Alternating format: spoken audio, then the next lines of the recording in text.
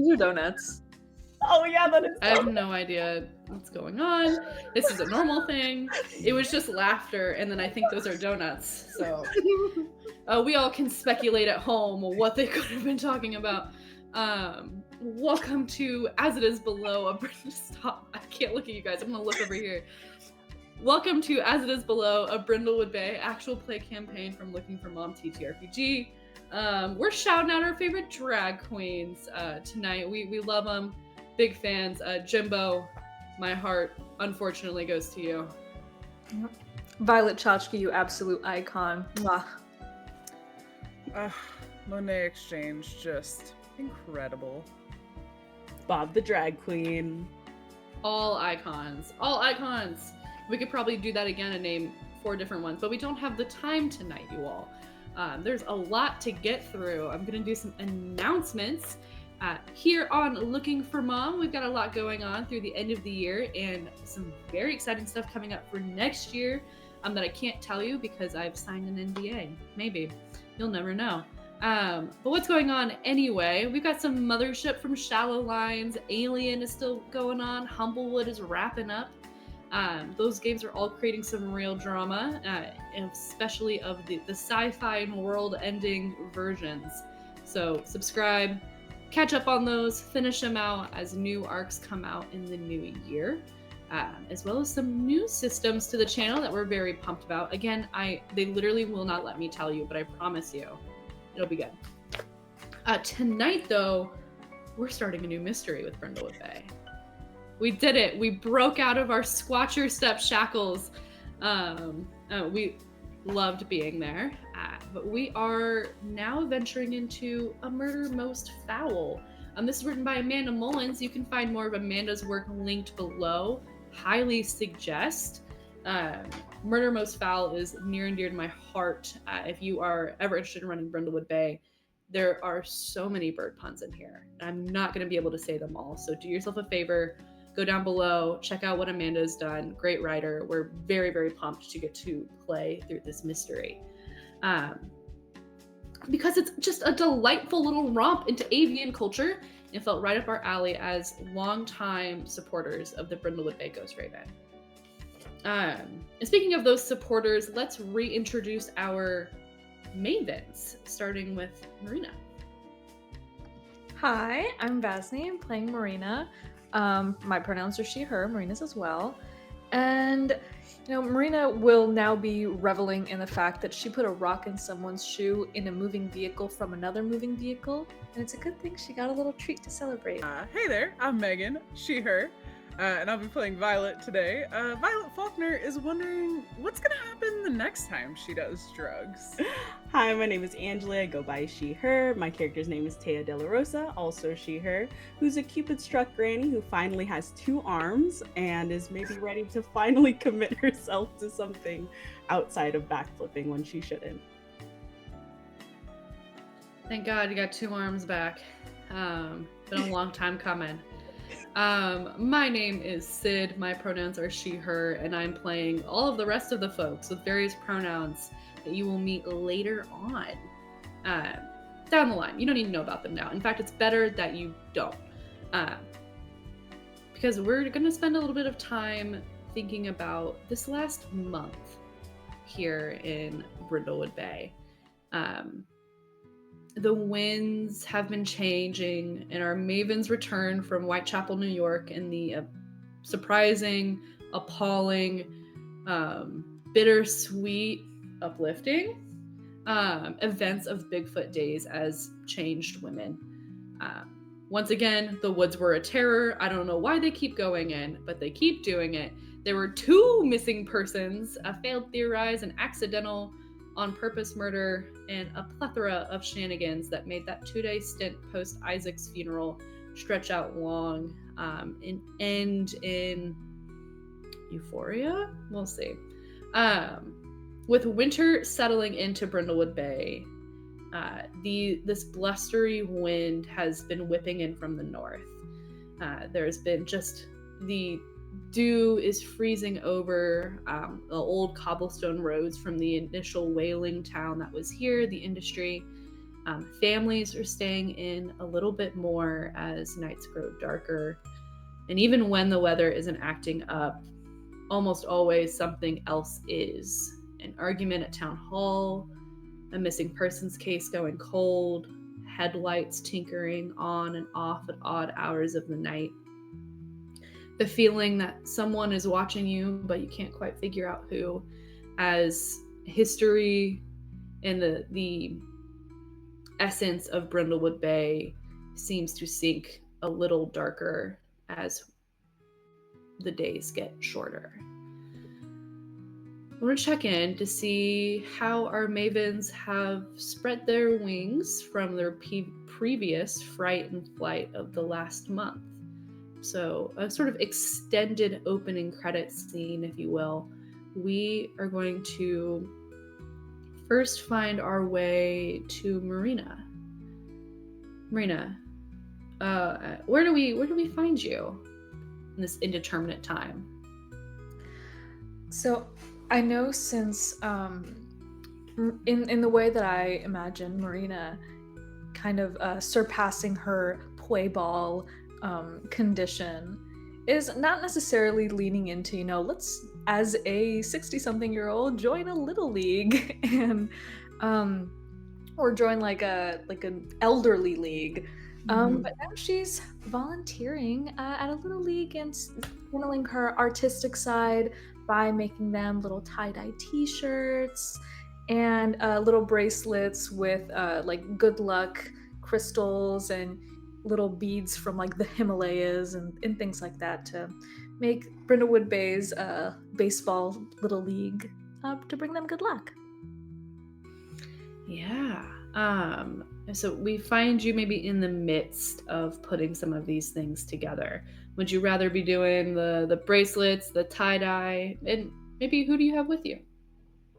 We're doing the bracelets. Maybe the tie-dye, just like a bunch of them are like soaking in like the various amount of what is it, like the string or whatever. And Marina has actually enlisted the help of her sister Coral. I tell you what, I might need to get classes. Is this an O or a U or a Q or maybe it's a 0? Let me see. Oh no, it's just the moon. It's supposed to be the croon. It's Oh, our and Lexington that's special moon. right. Sort of. Well, I spelled the word wrong, and you just hear the clattering of beads as she like undoes part of this bracelet, to restart. Just so. Tell me about your trip. You guys, I mean, you went out of town and with your book club. Yeah, well, it wasn't the whole book club. It was just, I've told you about all the murders that have been happening. I mean, we just wanted to get out, but I mean, it honestly ended up, kind of maybe a little worse. At least it wasn't here. But I mean, worse is subjective, Oh, why'd you smile when you said that? I don't know. There Versus were murders. subjective? Murders were bad, but a lot of things came about. We did good drugs. Okay, And well that's not bad. What, so like Octane or like that Oh, yeah. laced other Okay, good. You deserve that. Yeah. And I think she'll kind of just start blushing a little bit and just kind of like, yeah, and put the little beads. But I think her sister would probably be keen to what that is. That was what was that? That's another moon. No, Marina. Puts down What are you hiding? I'm not hiding anything. I don't even know if there's anything to hide. So there's something. Oh, just there bracelets fully to the side. Yeah, just bracelets. There may be something. I mean, we haven't. There's a we? I don't know. I really don't. Well, there was find out.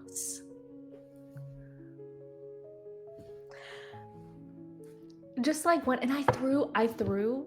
We were in a car. It was after Bigfoot Days. We were in a car. You threw up? Oh, No. that's awful after. Oh, okay. No, I didn't throw up. I threw a rock into somebody's shoe. They were on a motorcycle, and I was inside the moving car. And that's so exciting. And there was this person that I already care about so much, and I turn around and give a big old kiss. Is this one of the same people that are just some of the people in your book club? Yeah. I mean, you know Taya. Okay, I was thinking that was gonna be the case, but I wasn't quite sure, and I didn't want to just like assume because you're your own woman. It could be anyone would be lucky to have you, and they would. Well, that's exciting. Yeah. Don't sound so sad about it. No, I'm not sad. I just we have to. I don't know. You had a DTR. Yeah. Mm-hmm. And I mean, Violet was there in the car, and it's just absolutely. I'm surprised. Oh, is it all three of you? Because no, Okay. she's married. So and I know. I'm actually not sure, but I don't think so. I don't know what their dynamic is, but I don't think so. so two And DTRs. that's too much for me. This is already a lot. Well, it's exciting. Of course, it's gonna feel like a lot. Yeah. Also, I misspelled baseball. It's a bias ball. Bias ball. Gotta get that out. We'll start over. That's fine. I'm sure they're little. They can't read. You're right. I didn't learn to read until we were like what, 10? What's time? Maybe you were 10, but Who's to say? There are lots of things out there. Okay, so you and Taya, and then a kiss, and then what? You just didn't talk about it? no. I mean, we've just Marina. we've hung out. She's been teaching me to garden because I'm so bad, but That's they're awfully still domestic. alive. Points to succulents that are still alive. And they're not plastic? No, not anymore. Look at you, a changed woman. Yeah.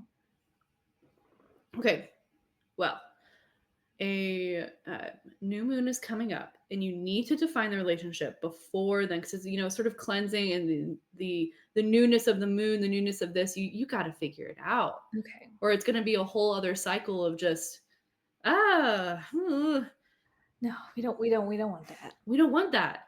You don't No, we deserve won't do that. that. It's Taya. Come on. Yeah, so practice. Like, how are you going to start the conversation? Oh God. I don't know.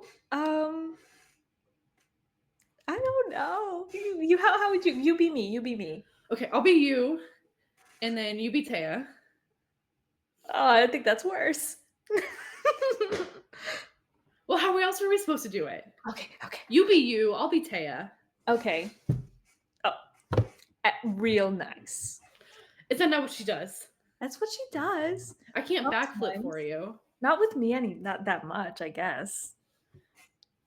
What? I don't know. I'm just really excited for you. It hasn't. She sort of catches herself, and it's been what 7 years. Well, I mean, I've had some love interests here and there. I've had some flings on our trips, Yeah, and some of them we do not talk about. I'm so sorry. Yeah. I did not know you were in the room. Well, it's in the past. Okay. It's in the past, and we've already cleansed, and I don't want to have to do that whole ritual again because getting just like that amount of toads in one room to do. Anyway, yeah, but none of them have gotten you this giddy. I mean, your soft little voice, and you're blushing. Oh, Rubs her skin. you're blushing, and she like little kid sister. Kind of like teases you.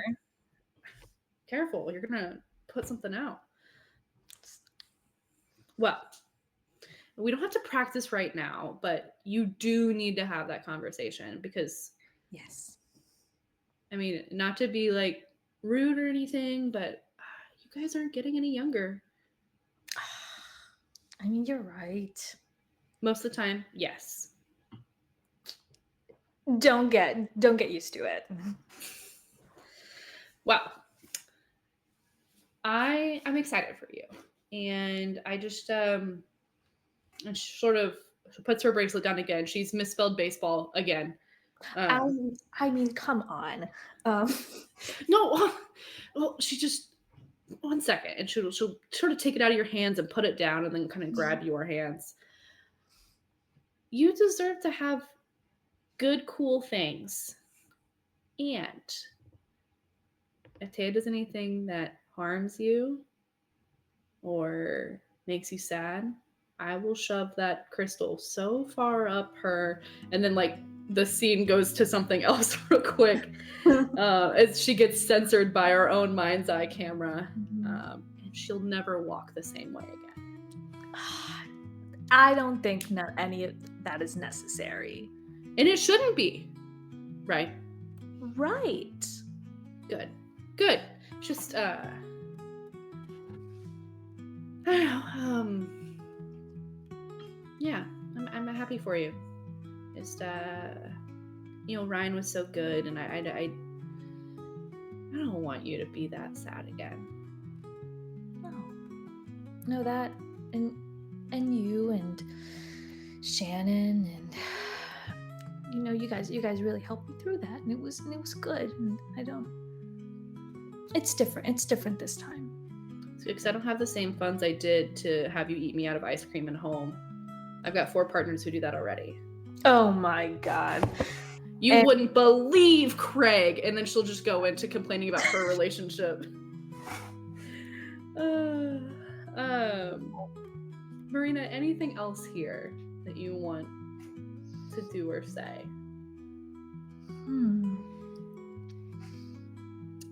I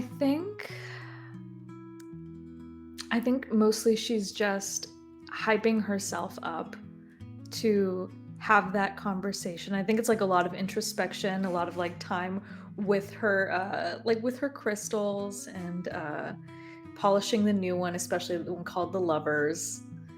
And just thinking about like past relationships that she's had after Ryan, of more serious ones and ones that were flings, and being like, well, this is Taya. This is a person that I already have so much love for as a friend, and it's gonna be okay. Like, we just need to be okay. Yeah, because that alternative is worse than any of the dreams you've had recently. Of what it would be if this wasn't okay. Yeah, I think most of the time she's trying to reassure herself and think of like their friendship, and think about like just like like the real tangible like experiences they've had. But then of course like the intrusive thoughts of like, what if it goes south, and then loses a person, not just like the potential of losing her like it was at the grocery store, but losing her in life. Like, she's already lost someone that she loves, but by like forces of nature, just time and death. But losing somebody that she loves, like by losing them as a person, is really scary. There's an intentionality to that is really hard to ignore late at night. If it's someone's choice, that is much more devastating than if it's just someone's time. Yeah. And I think we'll fade from here as we see your extended opening scene. And we're gonna find our way, I believe, to Violet, right? Violet, where does our camera find you? I think just because I can. I think there's some little little shortcuts. Violet's been spending a lot of time out in the fen, going on a lot of hikes, doing a lot of thinking, and I think in this little scene, it starts with her saying goodnight to her husband, and we maybe hear her say something like, "Oh, I'm gonna go on the computer and see if I can catch up with Lark for a little bit. You know, we haven't talked to her in a while, and you know, we never know when we're gonna catch her. So I'll just be up for a little bit. But like, you go to bed. You go to bed. All right. Okay. Yeah. All right. I'll be there soon. Hey, And I love you. I love you too. So good. And she heads, for some reason I feel like their computer room is in the basement, but I think that's just for the drama. So It absolutely is in the basement. it's absolutely in the basement. It's kind of in the corner of Violet's workshop, because they've got like a little basement workshop for like her little wood projects. Which there are various stages of little fairy houses in completion, and maybe some little bird-shaped, very small bird-shaped projects. I don't know. But she, after everything that's gone on recently, she has gotten in contact with some of the folks that she knows from some life experiences, and she's doing some searching of missing persons databases. There's a couple key highlights. She does look for George Maplethorpe and sees if she can find anything that's been found out about him. She looks through lots of the news articles, sees any information she can find. But she also, and this seems to be the way she's doing it, this is something she's done a lot. She goes to some of these just general missing persons databases, and the way I envision it is, there's multiple places that you can fill out information, lots of boxes you can put information, and all she puts in is a birth date, and that is April 1st of 1974. And she is running these searches to see if maybe finally she'll get anything significant. So you have spent the evening, 1, looking up stuff about George Maplethorpe. Yep. 2, just generally skimming. And then 3, putting in that date. Yep. So let's resolve those in order, shall we? Yes. Oh, I think also, sorry, I should add this. She does 2 searches with the birth date. One with a location of Rome, Georgia, and one without. But yes, other than that, those 3 things. Cool. You're gonna have to remind me by the time we get to there. But the first, looking up things about George Maplethorpe. Is this your first time looking up stuff about George? I think this is maybe the first time she's done a deeper dive. I think maybe right after she got some more information about it from Petra, and then talked and got, even more from Taya. I think she maybe did a casual search. But with everything else, this is like the first time she's doing like a deep dive, and maybe reaching out. I imagine she has some contacts from over the years and previous searches and attempts to find people. Or a person. But yeah, I think this is the first time she's really done more digging. Yeah. I think potentially, in particular, someone over the last, I would say, 10-ish years or so has really popped up as being a sort of a go-to East Coast find out information about people person, whom you have corresponded a little bit with. Their username is just that bee. In these like servers and boards. They're not in any of the more public spaces. And we'll come to that bee in a moment. I think first, as you dive deeper into George, you find the same information you found the first time. You know, local boy goes missing, commune in the woods, these sort of newspaper article op-eds about satanic rituals and orgiastic behavior, and that this group of concerned citizens led themselves out to the commune, and violence broke out after this boy's abduction or going missing. It's very unclear. But their facilities had been burned to the ground. All of that is information like from Taya, from her parents, from local records. Like you can find that stuff in newspapers. As you deep dive more, you can see the area in which their stuff had been burned down. Was a smattering of woods to the west of the fen. And as you sort of figure out where this would have been, and look at, you're deep diving now. So you're looking at maps and you're looking at blog posts and all this stuff, that Ocean View Grocery and the hill behind it, which you would know would then house the Brindlewood Bay Bed and Breakfast and Banquets, the Quintuple B, are the plots of land that are west of the fen and not waterlogged to the point where they couldn't be built on. So then they were commercialized after these things happened.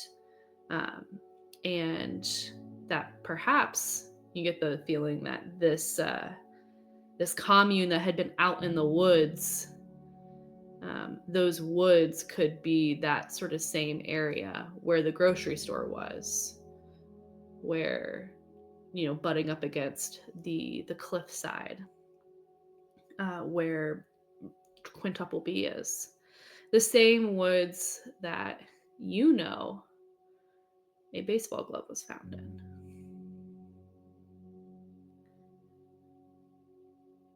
You find some other things. You find Little League pictures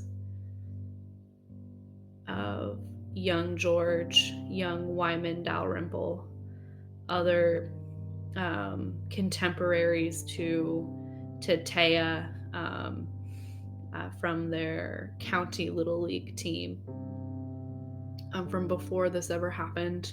I guess they made it to quarterfinals, whatever that might mean. You find a conspiracy theory blog that George was, like many children who went missing in the 70s, not killed by serial killers, but abducted by aliens. And that's why, and they've all been returned under false identities and pretenses, and none of them can remember who they are, which is why none of them have ever been found. That one seems a little odd. You're not quite sure the stock of that, but you're finding things in all corners of the dark internet. The Mapplethorpe family, after George's disappearance, you find records of, home selling. They left the area. It was too difficult to stay after it became clear that George would never be found. And they settled in the Boston area, a little more urban.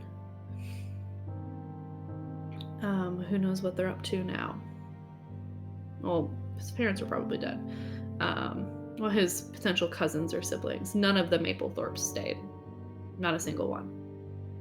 You put in the birthday date, and Rome, Georgia. Yep. And still, as far as missing persons go, you get nothing new. You get the same information you've always gotten, which is both a relief and sad sometimes. Yeah. Most of the time. I think she's probably gotten most of the missing kids from that time in that area practically memorized at this point. Like she doesn't have to reference anything. She knows which ones were found, which ones were still missing, and yeah.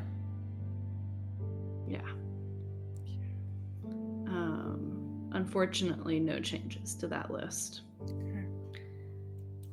You remove the place, though, and you just do a general database search for the one singular date. And these always take a long time to load. The database has only gotten larger as they take in more information, backdate it, get it in there. So you have a moment or two before just names start to fill the screen, and potential names and counties and last seen wearing. The ones that have that date but were adults when they were missing have grainy photos from when like internet just started to exist up until current. But for those who were children who were born on that date, you don't get any photos, of course, just before, unless they were scanned in by someone. And there's a sadness to seeing a list this long, I think, in general. I think there's a sadness to knowing that sinking feeling of you could comb through this list and you're probably still not going to see what you're looking for. Because if no one is there to report someone as being missing, how would their information ever get put into something like this?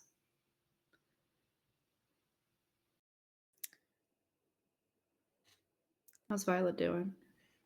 Violet's having a lot of the same feelings that always come up when she does this. I think this is something she doesn't let herself do it very often anymore. There were years once these databases got formed on the internet that this was a daily part of her routine, if not multiple times a day, some days. Especially as the internet grew and grew and more information became available.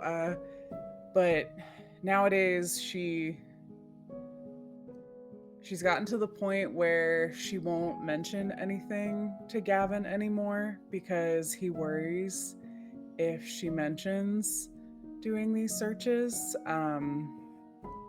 because he's good people. And I think one of the things that she comes back to is that it feels like this big cosmic joke. April Fools, are you kidding me? The worst day of her life was April Fools. And there's times that she just wonders, like, there were just in some of those moments of despair, she just would wonder, part of her brain would wonder, is this all even real? Like, when's somebody gonna come out and say that it was a joke? Somebody's got to, right? Like, it's been, not me looking at my notes because I'm not doing more math, it's been 50 years. But like there's gotta be a punchline eventually, right? There's gotta be one eventually. And I think she does, after, especially the birth date ones, I think she maybe runs a couple times just out of habit. You know, you gotta make sure it had enough time to load everything. Like, what if it didn't load fully the first time? I think I think after that, she probably does send a quick message to Lark, who at the last time she heard, she had been in Mexico a little while ago, but it sounds like she might have made her way to Thailand. So she doesn't have a lot of hope of getting a hold of her, but she sends her a message anyway and just says, we've been thinking about you, we miss you, and she'll probably tell her about the latest books the Mavens have been reading. She does also mention that they need to talk soon because she has some interesting new developments of the book club that she needs to discuss. And as much as she loves her other daughter, Mavis, she just wouldn't appreciate these updates quite as much as Lark would. And Mm-hmm. sends that message before finally turning off the computer and Oh, I'm not sure you get there. oh, Send that message. You gotta okay. turn off the computer when you get a ding. That bee has sent something your way. She had one hand on the arm, the other hand on the mouse, ready to turn it off, and just immediately she kind of slowly looks toward it as soon as she sees that it's B and not Lark replying, because part of her was like, maybe it's Lark, you know. She immediately sits back down, takes a deep breath, and opens the message. You open it up. The subject line didn't have much. It just says, thought you might find this interesting, and then you open it up. And it's email with a PDF attachment here from that bee. I know last time we were really messaging, you said that you were coming out east, settling in, I think you said, I went back and I looked and it said Brindlewood Bay. So I thought, I'd been, I talked to some people who had been through there recently and that reminded me of that. And it's just got me curious. What do you think? And there's just an attachment that looks like an Excel sheet. She's gonna open it. Yeah. And her heart rate is I think her hand is, we get a little cut zoom of her hand is shaking a little bit on the mouse. Because there's a reason she moved to Brindlewood Bay. And she is both very much wanting to know what is in this and also a little bit terrified as she clicks open the file. Yeah. You open this file and it seems to be an Excel sheet, a report with dates and names, much like the database reports you were pulling, except for this is clearly from that bee because he's got weird shit all over it that makes it hard to scan, and it's hand pasted together in some ways. This is a picture that was made into a PDF of something he made on his table, and it's a missing persons report, handmade by that bee for Brindlewood Bay County from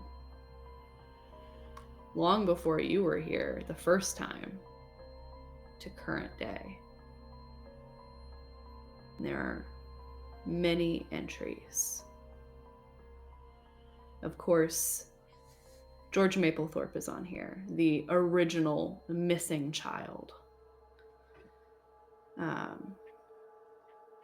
And there is a line for apparently Corinne Waitley was reported missing for a little bit of her youth on one trip to visit her extended family, but she was found quickly later. And then there's a link to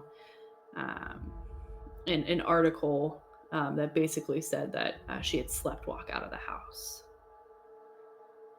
There is a line that is full of question marks, because in the note underneath it says, "This one is new," as in the story is new, not sure why, just learning now. And it is the first name is just Spots, no surname, and no link there.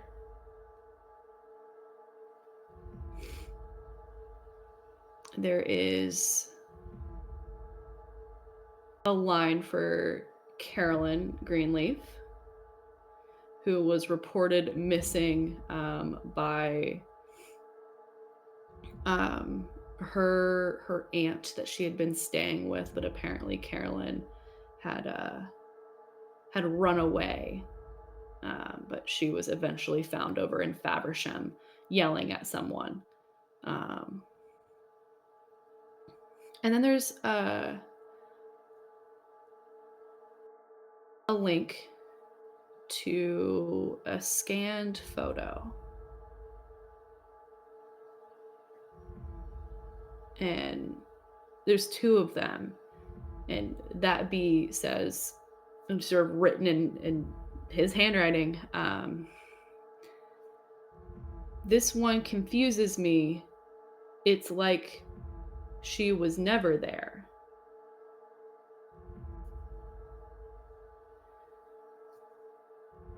Which photo do you open first? Photo 1 or photo 2?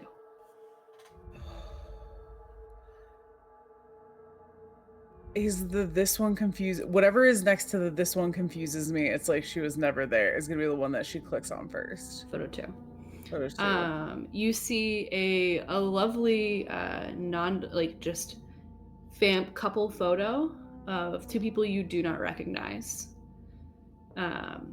as if they had posed for it in like a Sears-esque situation. And it just has like family of 2, and the name, there's like a glare, so you like can't quite see what name it is. But they're wearing holiday sweaters, so you know it was like taken around the holidays, which is when most people take family photos.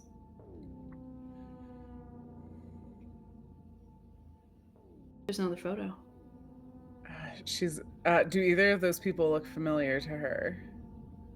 I don't think to you they would. Okay. She clicks on the other one.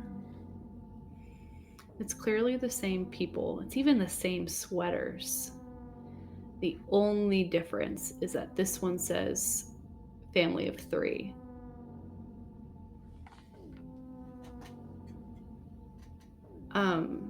Violet, would you like to describe the about 12-year-old you see in this photo? Oh man. Decisions that I hadn't thought about. I think the 12-year-old, because let's see, if 12, that'd be in the 80s. I think big ponytail, scrunchy, Braces. Absolutely. She's got dark hair but blue eyes, interestingly enough. But other than that, looking at her face shape, looking at that bone structure.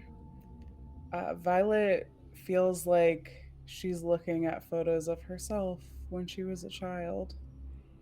And as she sits there with that photo on the screen, her heart rate just skyrocketing, tears just, she just starts crying and reaches her hand out to the monitor like she could touch, just wishing that she could touch this child, just absolutely sobbing, because what Violet is assuming that this is the first time in her entire 67-year-old life that she's seen her daughter. A wind hits your windows hard, sort of those, those basement windows that are at the foot of your house. And thunder peals, a storm always coming into Brindlewood Bay. And I think you can take the condition of your choice. This feels very condition-y for Violet. I think the condition has to be she looks like me. Mm-hmm. The wind rattles larger, and not almost, it is cruel the way Mother Nature sort of steps in these moments, mother to mother here, and rattles the power line just enough that the computer shuts off.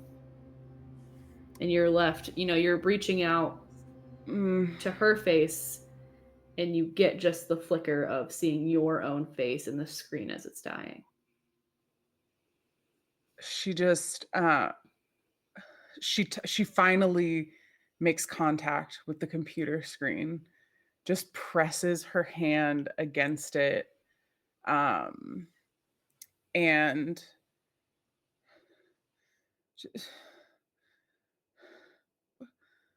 she can't even form full words in this moment. Like, she is just in complete shock, because part of her wondered if she was even out there anymore. It had been a long time. You don't know what happens in life. And she didn't know anything that had happened. And she just, I think she sits there for a while. You can kind of see, like, I imagine, like, somehow the streetlights are on a generator. So there's like streetlight coming in through the bushes outside. So she's like sitting, touching this monitor for she doesn't even know how long, with just, as the wind has picked up, this shadow of like the bushes outside is on the wall next to her is all that there is. And we see you, Violet, in this frozen state, and you're right. It had almost been a little bit of a relief to think that maybe there would be no story, and that absence, maybe it just could have been a sort of a quick slip into oblivion. This hope hurts. This knowledge cleaves at you because it opens up a lot of possibilities you've long since put away. I think there's that. But I think as that kind of all percolates in the background of her mind, she also thinks, there's the thought of, she looks just like me. And then there's an incredibly, like, there's a thought that comes with this absolute riot of emotion. She had thought that if she ever saw the person who had those eyes again, she would probably deck him. And here's a photo of a little girl who has his eyes.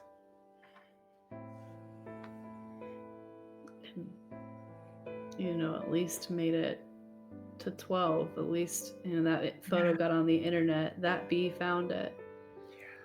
About this time, you can hear Gavin up at the top of the creaky stairs. He's illuminated by just a lighter because that's all he could find, sort of padding around in the dark. He's like, did you flip a breaker down there?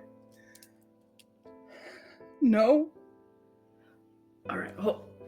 You can hear him just coming down the stairs. And I think the scene will go silent as we see just like the curves and the bits of light in the moment of Gavin stepping in to do what he does in times like this, and to be a person for you.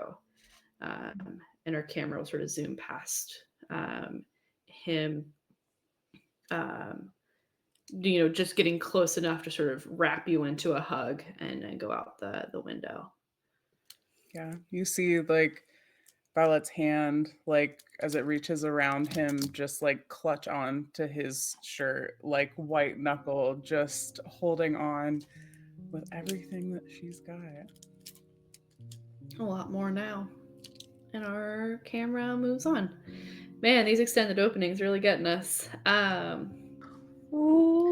We zoom. Taya, where do we find you, and at what time of day do we find you? I think it'll be like close to sundown because Taya took a lot of time to sort of like get herself amped up to get here. And it'll like the camera will move to just a shot of her like at the top of like a small hill in the middle of the Brindlewood Bay Cemetery in front of a grave. And yeah, so there's like the sunset in the background, all different types of colors. And she's like in her normal leather jacket, and she'll be pulling out that sketch that Pom Pom made of Grace, and then set it down onto Grace's grave. And then I think she's gonna just like fold her arms around her chest and take like a really deep breath before going, Hey Grace. Long time no talk, huh? Okay, that wasn't funny. What's a pretty girl like you doing in a place like this? Okay. I guess that wasn't funny either. Sorry. I bet you're rolling your eyes at me right now, that same way you always do when you're mad at me, but you're trying not to laugh because I made some stupid face or cracked a bad joke or tried a one-handed handstand. And anyway,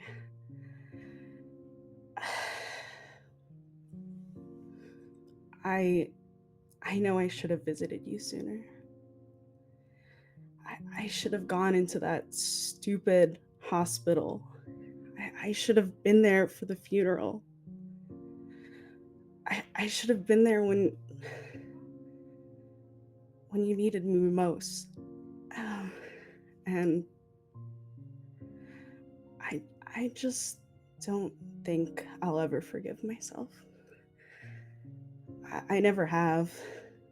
And I know it's sad, it's depressing, but I really think it's okay. Or at least I'm starting to think it is. I mean, after all these years, it's almost comforting. Like holding that guilt and reliving what I did, it sort of makes me remember all the other days, all the good days. We had some good days, Grace. And I feel guilty about it, but I guess it kind of forces me to remember you, even after I tried so hard to forget. But all of the good memories, the bad ones, the guilt, the joy, I could never forget you. I really couldn't. I just hope you still think I'm good. I mean, even after all these years, I mean, you were really the only one. And Pom Pom even told me you still thought so up to the very end.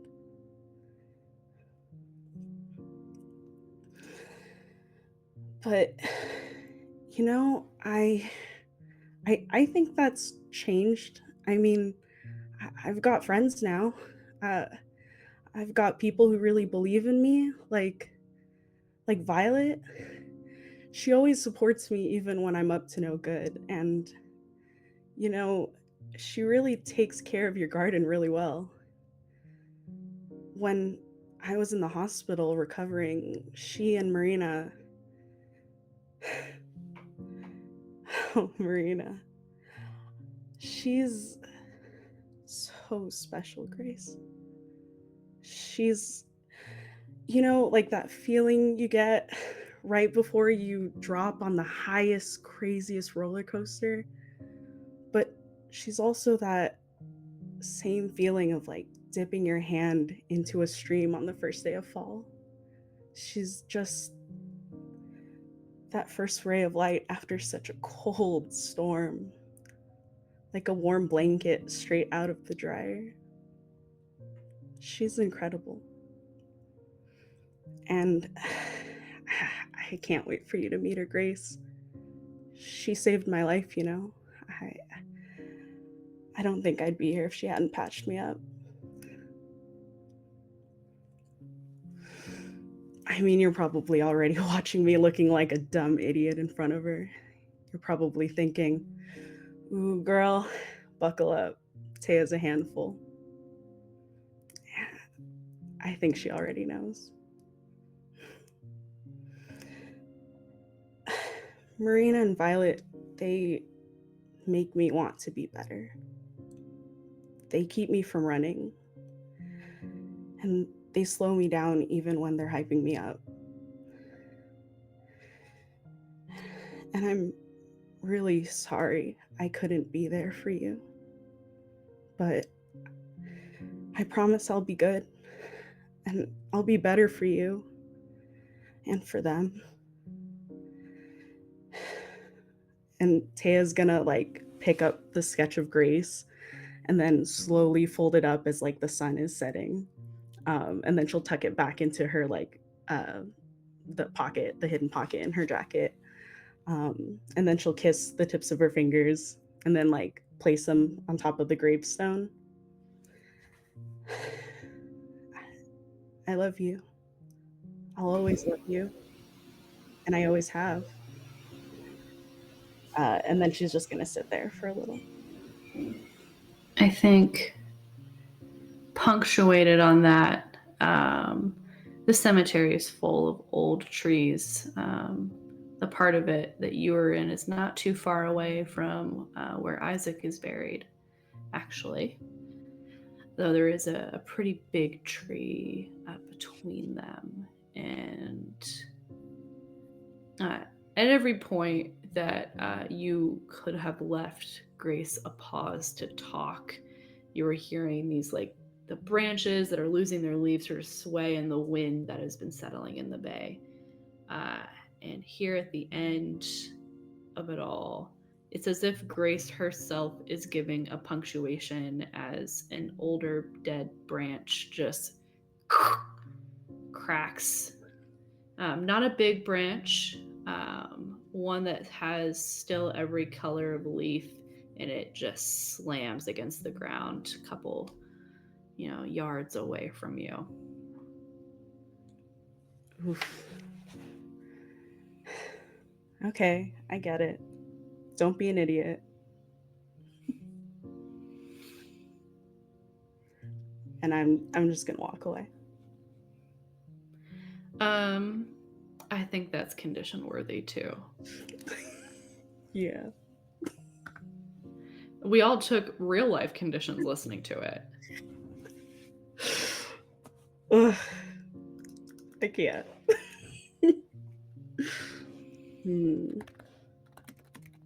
My goodness. What condition are you giving yourself? I put don't be an idiot, but I'm not sure. What do you think? I was feeling that, or I'll be good. This like promise Ooh, that you're striving towards. definitely. I love it. Okay. Well, do we need a break before we come all together? Yes, I was literally just typing, can we have a freak out break? Because Oh my I'm in god. the blanket. You had no I right. was looking around for something. I knew it was coming, and it's still. Oof.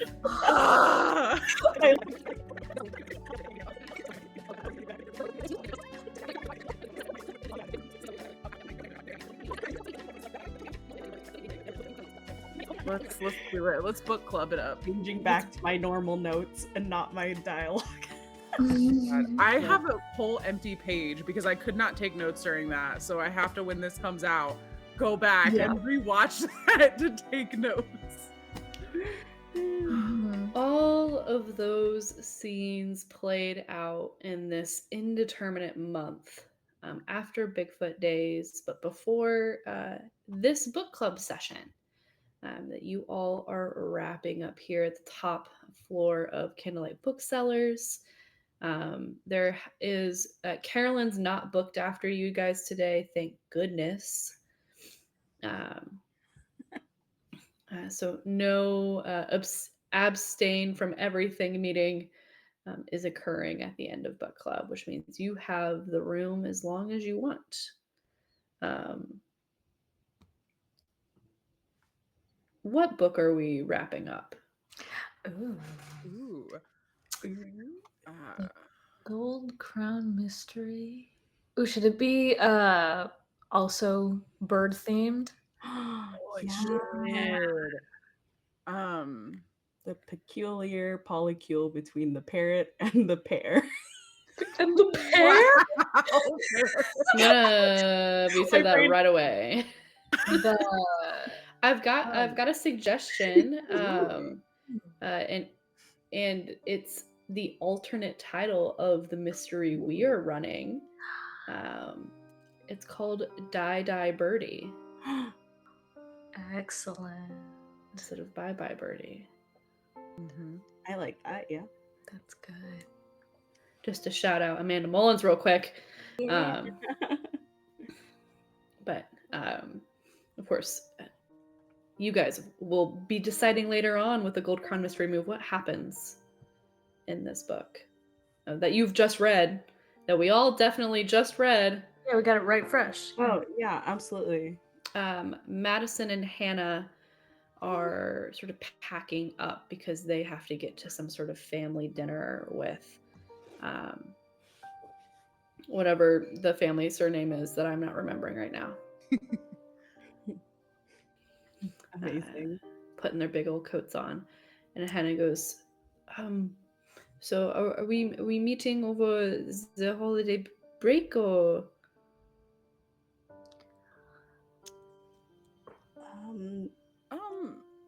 I don't. I'm gonna be here. Yeah. I mean, I'll be around. I think, yeah. Oh, okay, good. Do you need a break from family? Madison leans over. Of course, we're gonna need a break from those yahoos, but also, and she sort of it will put her arm through Hannah's. Sort of deciding not to take our flee the family, go to France trip this year, so we'll be around. And Hannah tacks on in the way that couples often do, where they're sort of telling the same story. Yes, it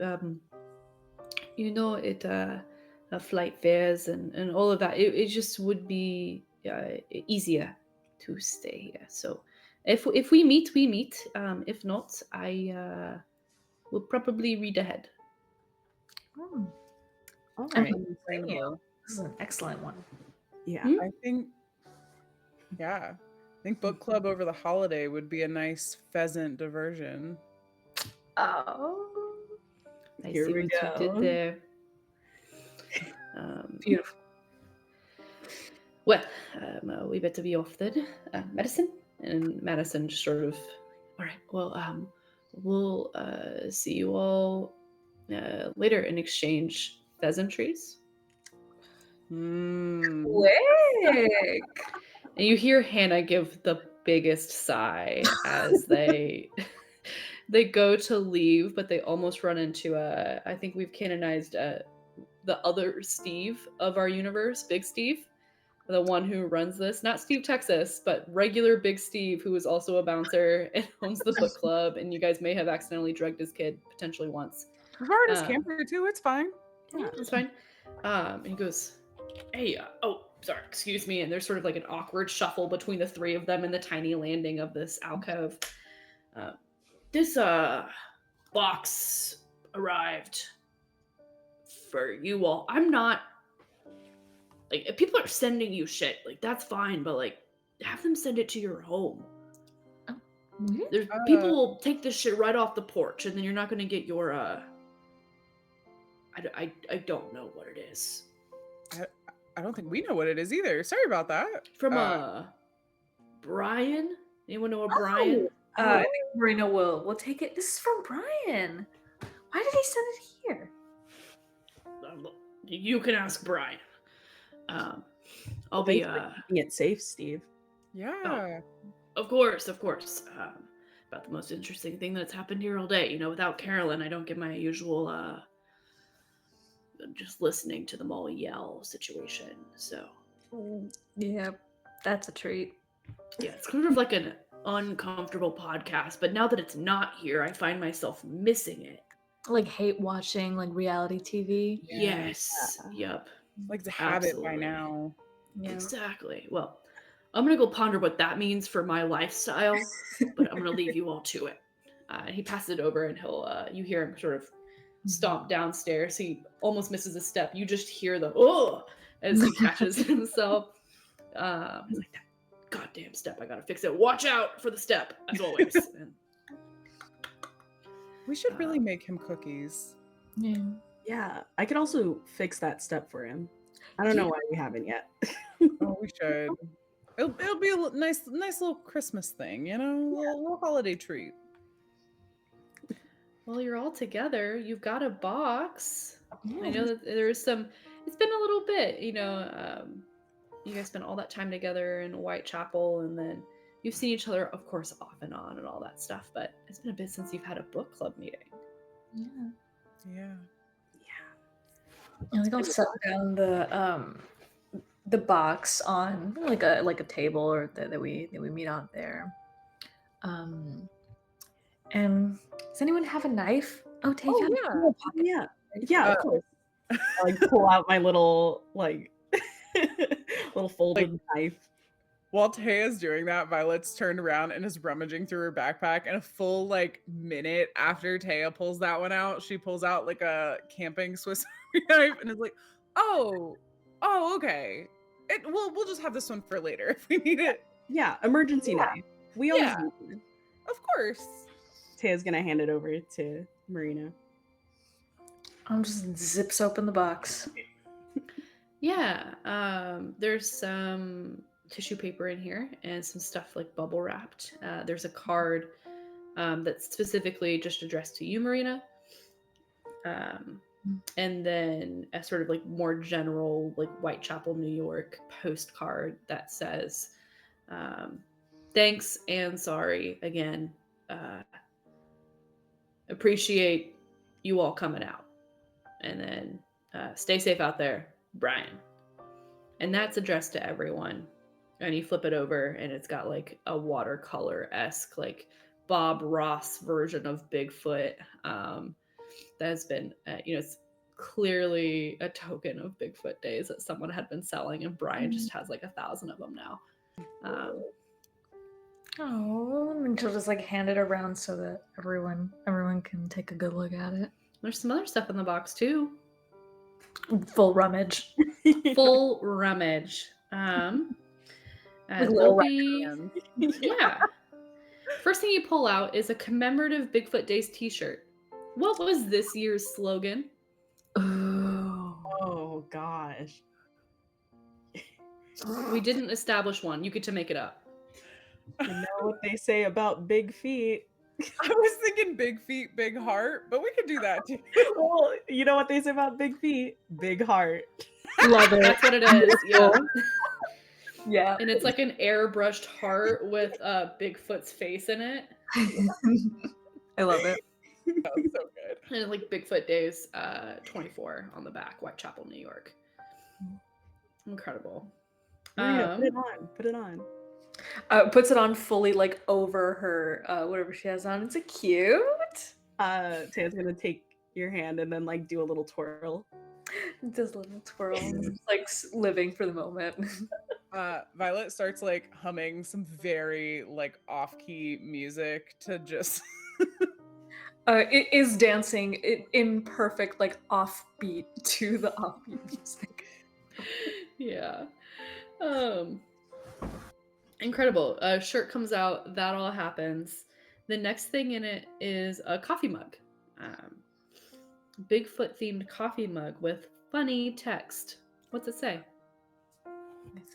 Funny text. funny text.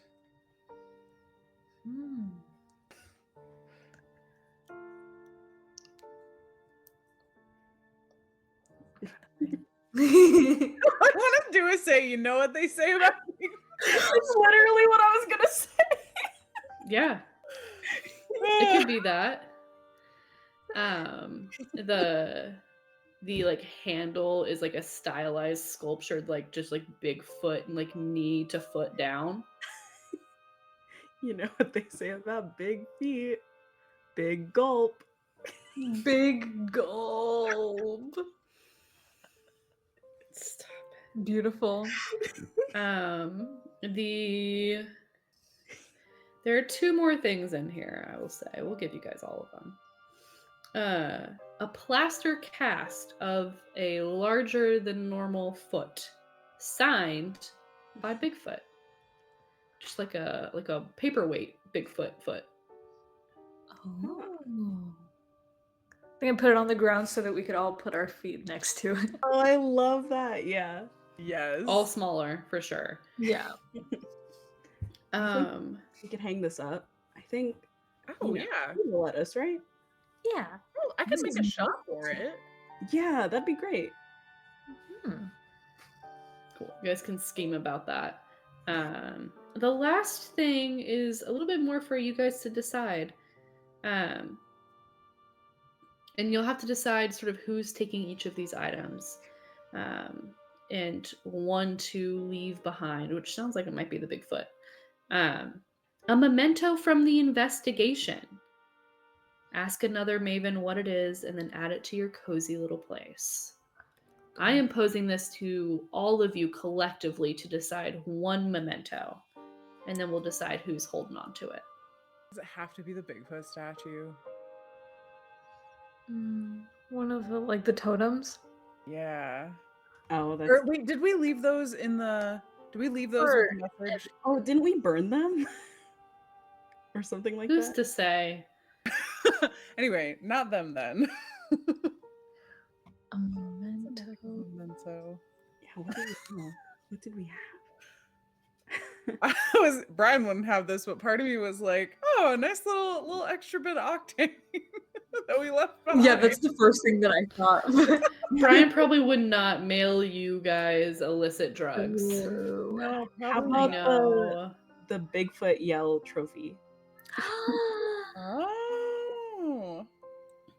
Yeah, maybe because no one really won, but maybe it's two like finalist trophies Oh, okay. for, and then like a judge, one that says judge.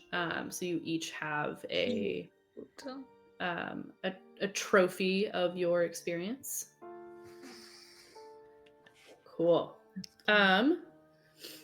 Actually, I will have each of you put your trophy in your cozy little place. Ooh. So that mechanically becomes an advantage if you can fiction it out why it might help you. Can't wait to use it to stop a golf cart. Yes. You guys might also see as you're there on your character keeper, and I know your friends at home can't see that, and that's pretty for good reason because you can see this cat right now named Cowboy instead. Oh my Um, goodness. Okay. It's my mic. Oh my God. Players, you might notice you've got a new move on your sheet called Give a Hoot. Once per mystery, give a thunderous Bigfoot cry. Then take advantage on your next roll when acting against those struck by the majesty and mystery of your unexpected roar. I love that. I'm I obsessed. thought you might. I saw it earlier and I was like, Give what a- I didn't. is- So give a hoot, just like get blunked, which was the name of the move that we came up with the occult move, are once per mystery moves, meaning when one of you uses it, it's used up for the rest of that mystery for the group. So you all can't do give a hoot. One of you can do give a hoot per mystery. Okay, Cool. That's how I'm gonna rule this because you guys you're getting up there in experience. You got a lot of things at your disposal. So Oh. Cowboy's giving a hoot right I now. know he's Yeah, he's Claire the put him in here. star. He's so sweet. And I'm it's glad you guys like them. within all of this sort of revelry and just being present in the moment that Violet, your phone rings. Oh. Hello? Oh, I got the right number. This is Violet, right? Yeah, who is this? Is Arden? Are you Arden Adler? Hey, Yeah, it's been a while. yeah, yeah, it has. How you doing? Oh well, Oh, if that I'm bad? oh well, Are your birds okay?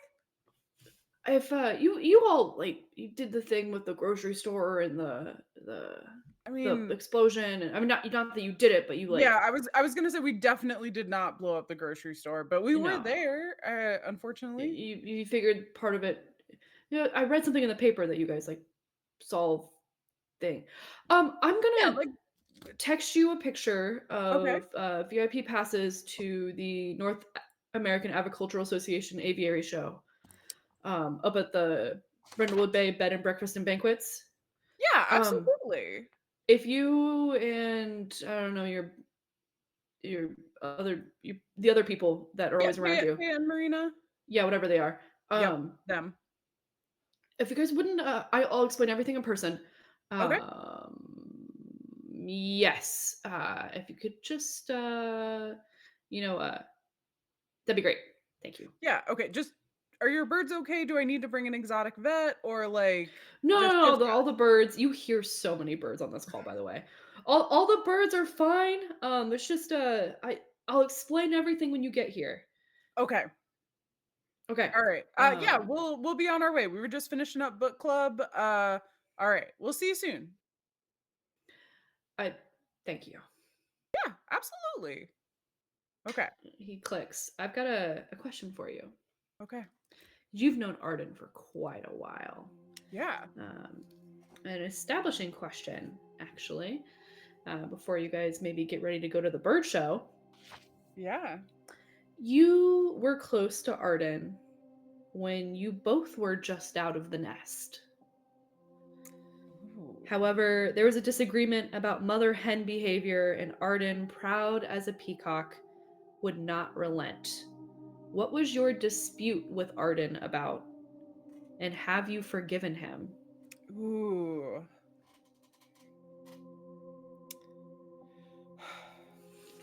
It might help to know a little bit more about the Arden you know. Um, If you'd like. I've got some flavor text. you can add the flavor, but I also I went to a place before you fully finished that, and I think we'll just try this and we can do more flavor and change it because my first thought was maybe going back to our very, very first session after our session 0, that unfortunately the recording was lost to time as technology was not cooperating then.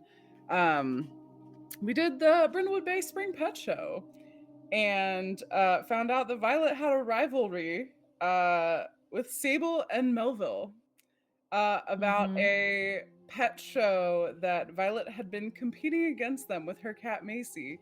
And Violet had said for years that Sable and Melville had cheated when they won by Melville jumping into the crowd, and he should have been disqualified because of the rules. However, they won, and I think that maybe Arden was on Sable's side in that argument. And I Maybe think Arden judged that year. yeah, and I think it took them a while. But I think eventually over their mutual love of birds, and I think maybe Arden maybe on the sly told her that he maybe got a little caught up in the moment. This is like years after it happened. Said that maybe he got a little caught up in the moment and that maybe some other decisions should have been made that day, but long after, anything was going to be argued officially, just off the record, kind of a conversation. Yeah. And I think that Maybe brought them back. be at the tail end of one of these like bird tip swaps. He admitted to as much of, I probably could have slowed down in the moment and just calmed my mind a bit more, but it was so long ago, and that was sort of like the as much admission as you might get out of someone as proud as Arden that he maybe made the wrong decision. Yeah. Flavor text time, just Yeah. to flesh out Arden a bit more for you Yeah. folks. Stuck up, commanding voice, always in a brightly colored power suit, though you won't see him in one today because he doesn't want a bird to poop on it. He is the local expert, besides Violet, of course, on everything avian and protects their own reputation like a hen with one egg. Their parrots have won awards worldwide. Yet Arden, a real home bird, has never left New England. So is this Arden, who maybe the last time he called you was well over a year ago? He's not much of a caller.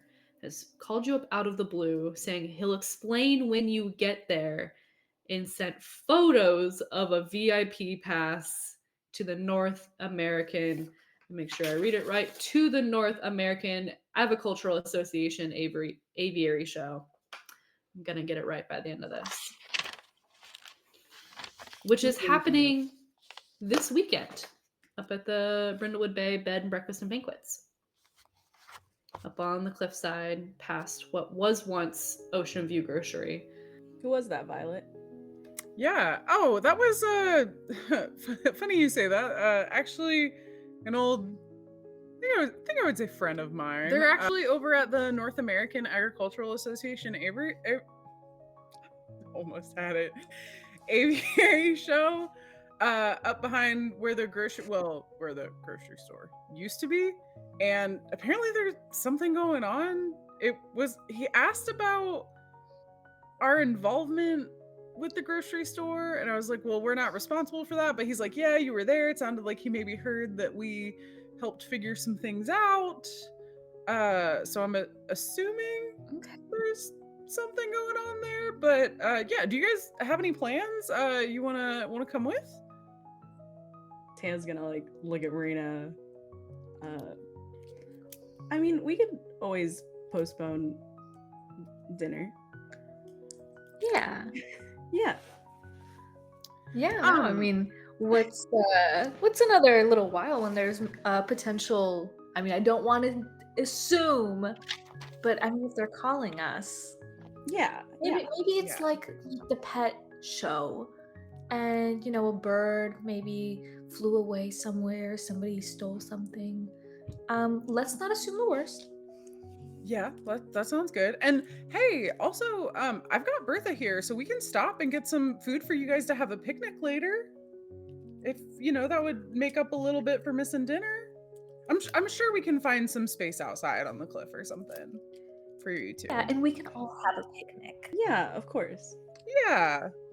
As long as, I mean, they might need some extra help. So, if that happens, you guys can absolutely go ahead without me. I think I mean, maybe if you insist.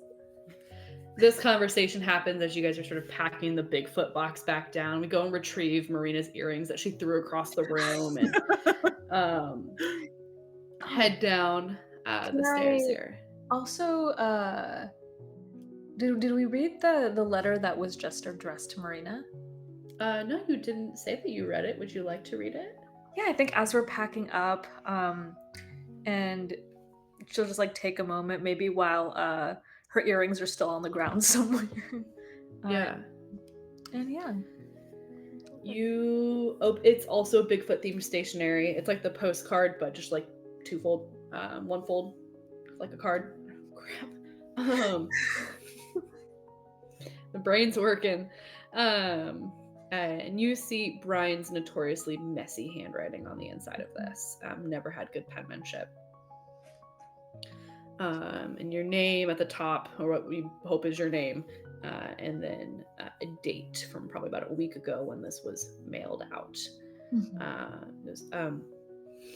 I wanted to thank you again for coming out, and not just because you were doing me a solid by being a judge, and but it was really good to see you. It's we all sort of handled things differently after it all, and I've got to apologize. I feel like I've been pretty distant. So consider this the start of the most epic pen pal situation this world has ever seen. Though technically you would be the start because you have to write me back, and then that completes. I'll figure it out. But don't be a stranger. And sorry again for the murders that happened, but it was good to see you. Stay safe out there in Brindlewood Bay. Love, Brian. She'll definitely like wipe a little tear away, and is happy she saved Tarita until after, else she would have been a mess during a gift opening and wouldn't have gotten her twirl.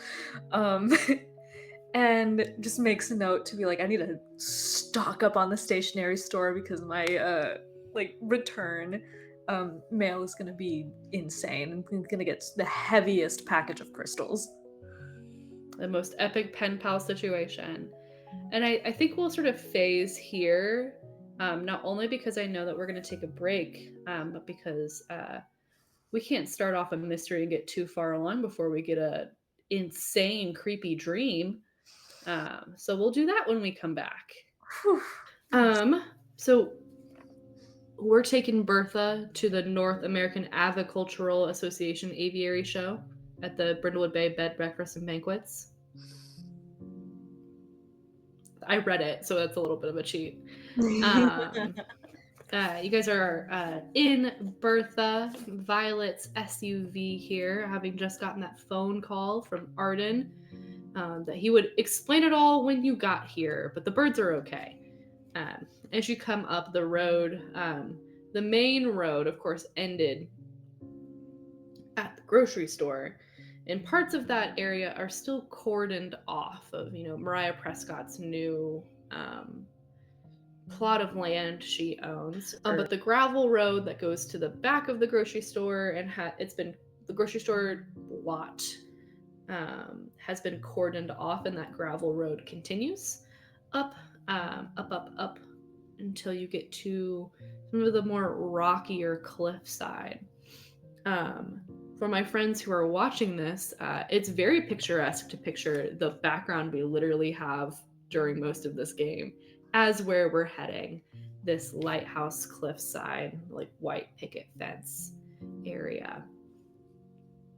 The Brindlewood Bay Bed, Breakfast, and Banquets, a quaint bed and breakfast, attached banquet hall. It hosts mid-sized events from time to time, the most notable being everyone packing in here for the Spring Fling Pet Show that happened about almost a year ago. Lasts earlier this spring of this same year. And you can see that the North American Avicultural Association Apiary Show. I still read it. It's fine. It's my support. It's my support paper.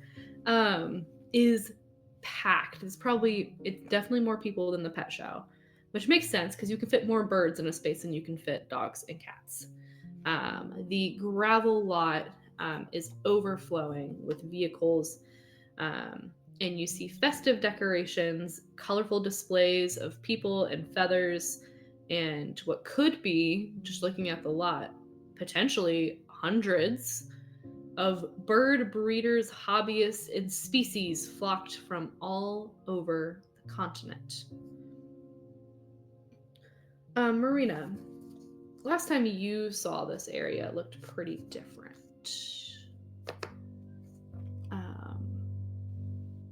And that's because you saw it in the dead of night.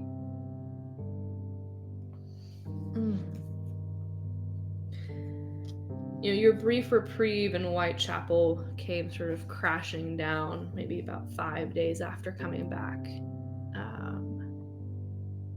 And you've had a couple of odd dreams, some like normal, what could happen if I mess this conversation up type dreams, or I got to the grocery store, but oops, I forgot my list and now the grocery store's exploded. Those types of dreams, very normal things. But you've had this one twice. You don't often have ones that are this odd more than once. In this dead of night, the parking lot is empty. There's not a light on in the bed and breakfast. What about this dream for you, Marina, is so realistic that you, in the dream, are unsure if you're here for real?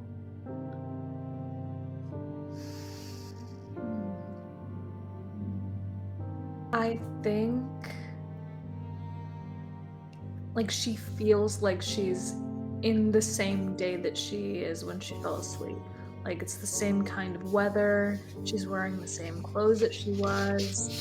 Maybe it was the kind of day that everything was going like a little bit fast. So maybe didn't even register fully like going to sleep. But it just feels like a natural continuation of her day. Yeah.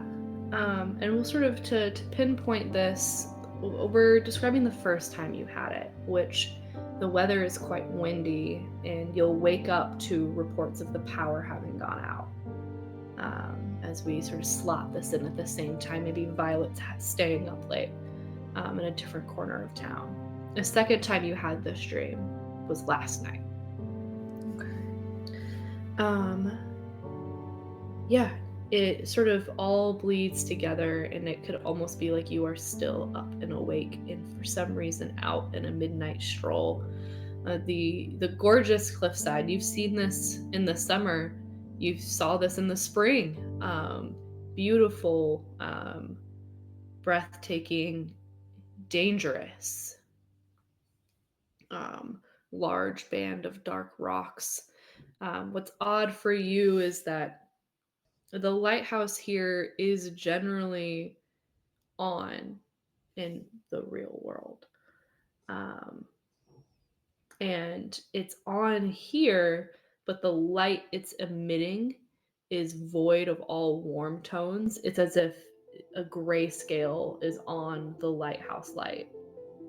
It's just cool gray light, no warmth as it circles the outer bay area. You can hear the waves hitting, the wind is kicking up, and though everything else is still in its sort of eerie nighttime glisten and regular coloring, the lighthouse light is as if it's on just black and white TV.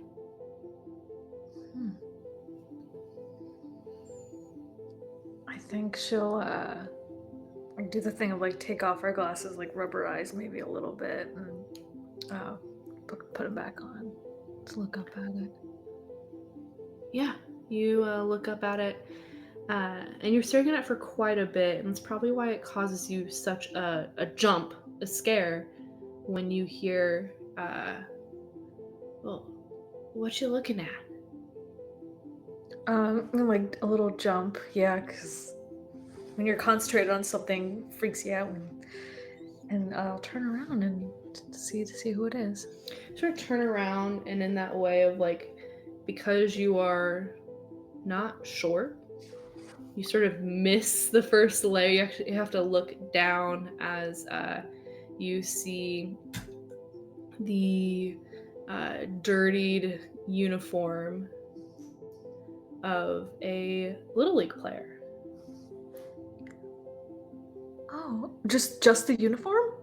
No, you see the player too. Oh. I'm sorry. Yes, you do see the player in the uniform.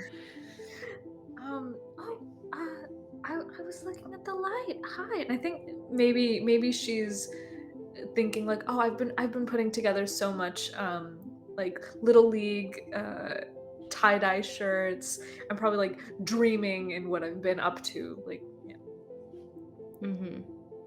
And she'll just dust him off since he's a little dirty. Thanks. What light?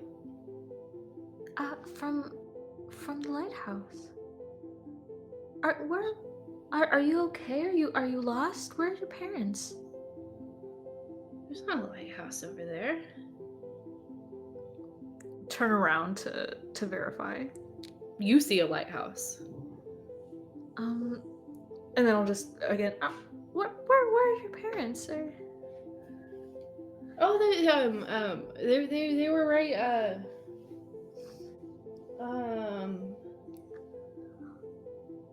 Behind. Who are you? My name's Marina. What's your name? Oh, I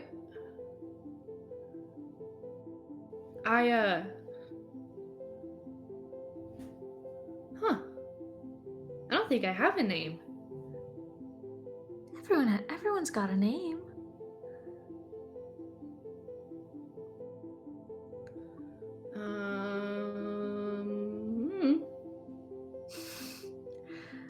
I'm trying. Like, do you play card games? Card games? Yeah. Okay. And he gets into like the pocket of his baseball pants, and he pulls out like a really old deck of cards. I just around for parents, just to see. Yeah.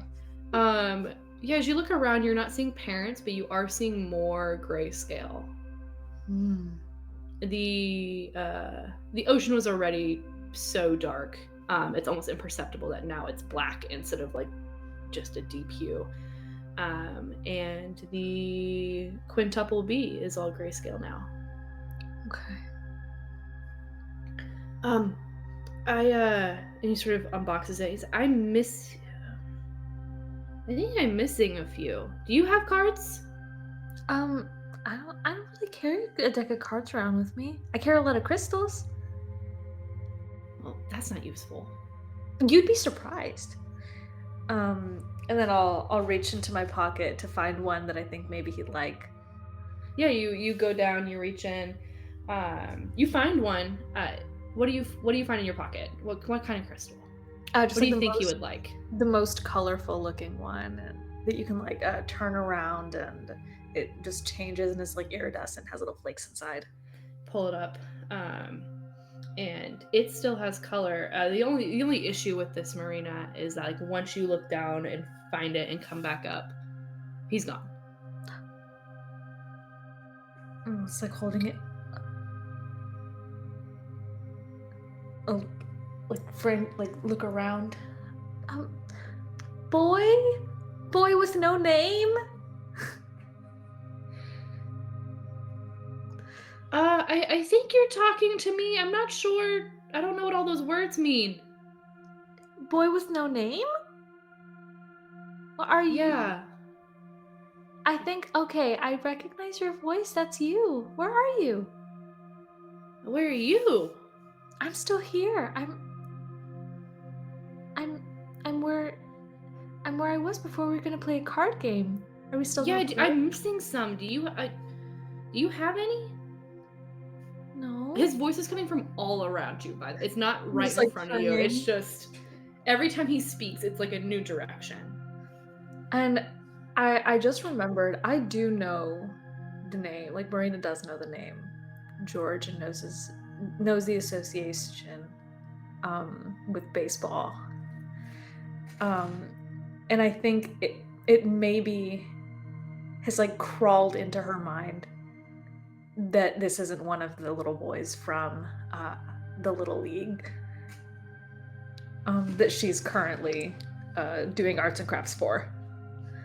I'm missing an ace, and I'm missing a 2, and a 3, and all my 4s are gone.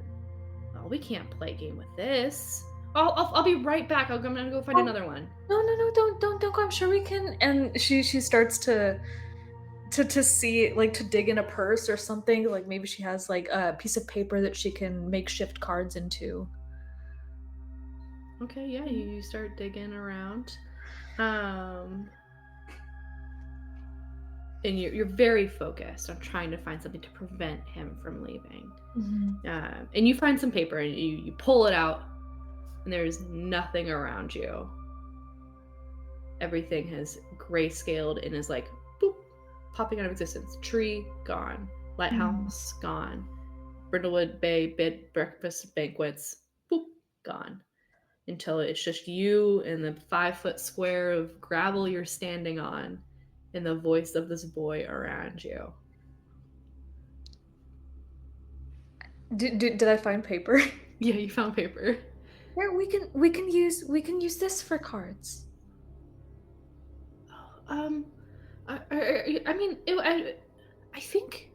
Oh, I don't remember which way to go to get back to the corner store. Are you in front of me? I don't know where you are. How can you talk to me? I don't know. Who are you again? My name's Marina. Have you ever played baseball? Badly. Oh, I don't know if we want you on our team. We're trying to make finals next year. Oh. Well, that's nice. I'm sure you'll make it. We've been putting in a lot of extra practice. Yeah? Yep, out on our secret field. Ooh, where's your secret field? I don't know. Must be a really well-kept secret. Hey, are you my parents? No. I lost them. I'm not your parents. I'm sorry. I can help you find them. Am I gonna be in trouble for being out here alone? No. I'll make sure that you don't get in trouble. It's just, do you know where home is? No.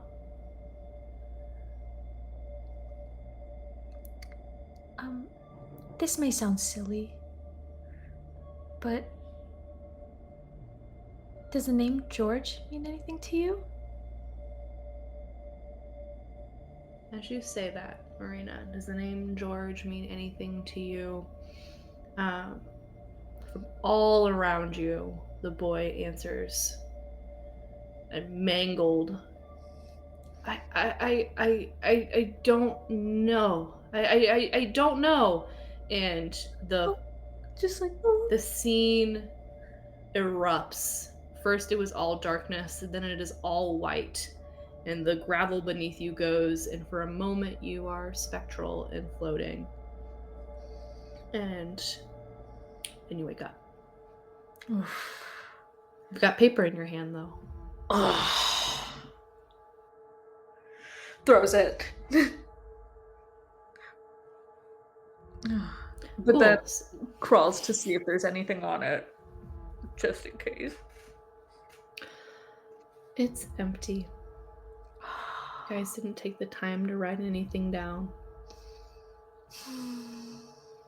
And these are the memories that sit at the forefront of your mind as you come to a bright and bustling Brindlewood Bay bed, breakfast, and banquets for the North American Avicultural Association Aviary Show.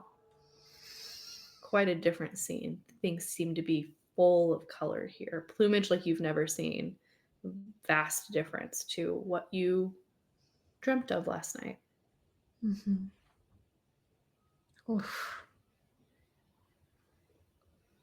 You guys managed to park Bertha in some sort of spot? Or what you can reason to be a spot, given that all the regular spots are gone. 4-wheel drive is really handy. It's fine. I've got a paint the scene question for you all. As people are pouring out of cars and setting up and filling the main hall, mingling between the show cages and chattering like magpies over the squawking and whistling of the birds, at a glance, everyone seems happy as larks. However, you know, maybe all three of you or one of you, that these folks often ruffle each other's feathers.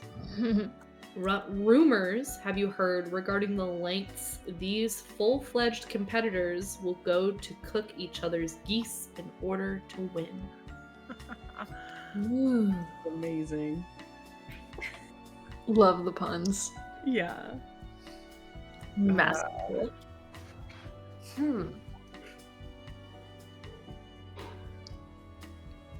Things get really awkward when multiple people start squawking at each other. Yes. Amazing. Arguments definitely break out that way. Lots of chattering and... Yeah. What else?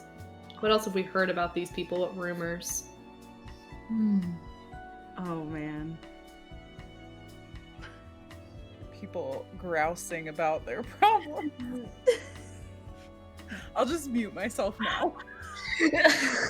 You're too good at coming up with puns. My brain is not working. We can take those. It's all right. Bird puns, and I'm just working them into our scenario. Ooh. Right now I just thought of maybe if there's like birds that can mimic noises. Other people, like competitors of the people that own the birds, would try to sneak in, training them how to like say swear words or make like a weird noise, like a farting noise or something. For sure. Yes. That's amazing. Incredible. So good.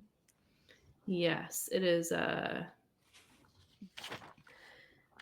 not quite the hen party your mothers were used to here at the show. And as you guys park, you've got this ticket for your VIP.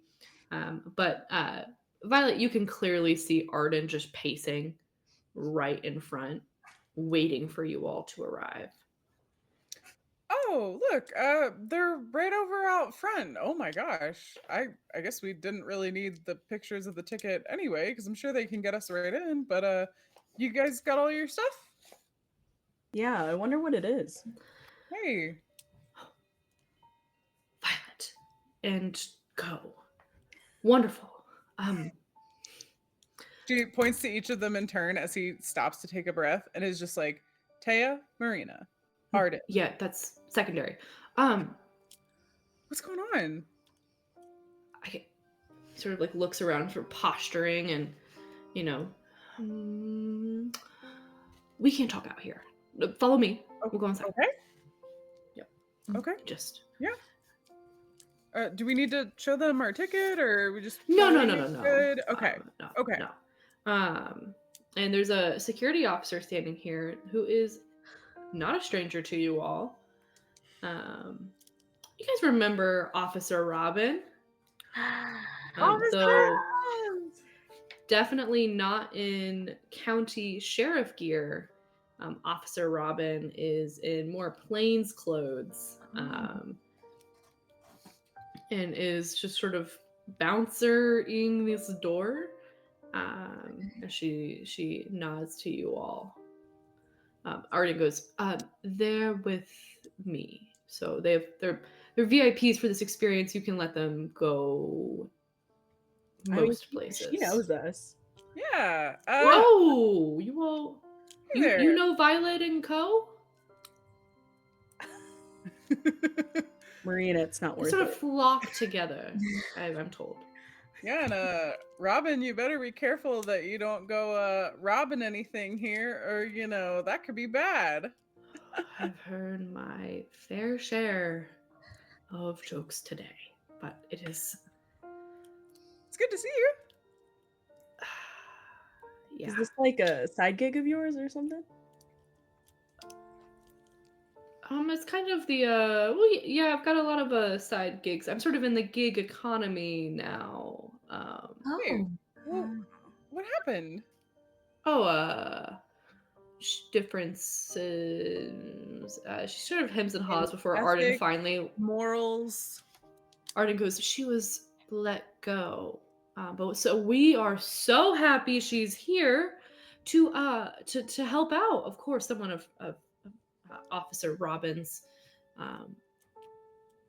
tenure, and Officer Robin is just sort of like shamefully taking this as like, yeah, I got fired from my fucking job, and now I'm a security guard at a bird show, and I can't afford to move back to Boston. Like all of those things are very plainly across her face. She's like, and yeah, I appreciate the pay, and the bonus you're gonna give me. And Arden goes, yes, of course. It kind of looks between all of you. But we'll talk about that. You have to talk to Daphne more. She's sort of the. Anyway, I'm glad you all know each other. Yeah. Nice. Yeah. I think if we're about to head in, Violet pause for a second. Yeah, Arden's trying to lead you guys inside. He's focused. Yeah, she'll let Marina and Taya go behind him for a second and just stop for a minute and just be like, look, I know you already know this, but the sheriff, you were the only person who got anything done, and they had no right. And the next time I see Sheriff Dumbface, I'll make him regret it for you.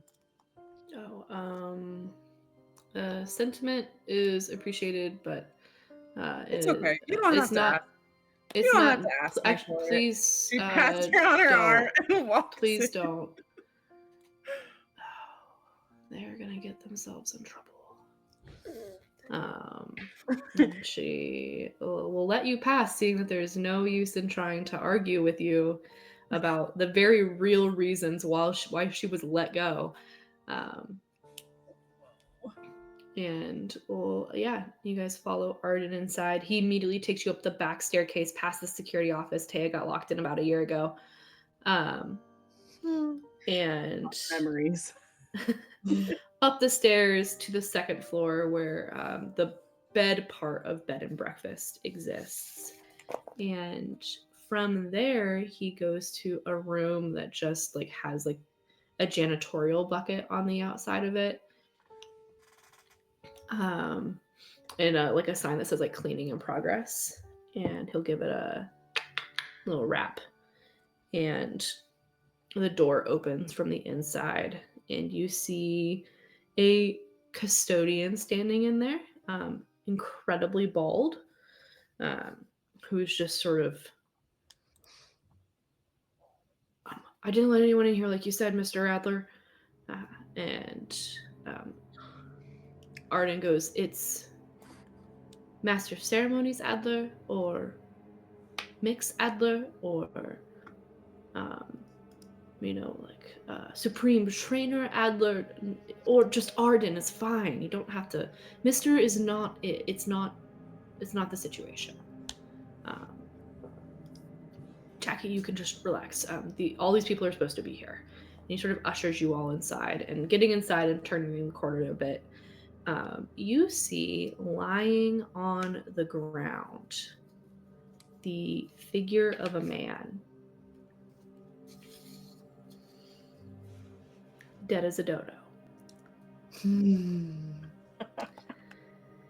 This one is particularly gruesome. It looks like he has been pecked to death. He's got holes, seeping blood, and all other manners of liquid. This is not your simple gunshot wound situation. The oak wood floors are soaked from the lacerations, as well as what you can presume to be the killing blow. A wound taken right to the neck.